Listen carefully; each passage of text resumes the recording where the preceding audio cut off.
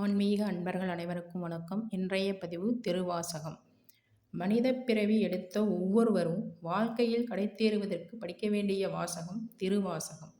ஞாயிற்கடையாய் கிடந்த அடியேற்கு தாயின் சிறந்த தயாவான தத்துவனே என்று சிவபெருமானை போற்றி பாடியவர் மாணிக்க வாசகர். கடநிலையில் இருக்கக்கூடிய நம்மை எல்லாம் கடை தேற்றக்கூடிய தெய்வமாக விளங்கக்கூடிய சிவபெருமானை நாம் உணர்ந்து கொள்வதற்கும் அனுபவிப்பதற்கும் உரிய வாசகம் திருவாசகம். அந்த திருவாசகத்தின் முதல் பகுதி தான் சிவபுராணம். அதை எப்படி பாராயணம் பண்ணலான்னு பார்க்கலாம் வாங்க. திருச்சிற்றம்பலம். தொல்லை இரும்பிறவி சூழும் தலை நீக்கி அல்லல்லறுத்து ஆனந்தம் ஆக்கியதே எல்லை மறுவா நெறியளிக்கும் வாதவூர் எங்கோன் திருவாசகம் என்னும் தே.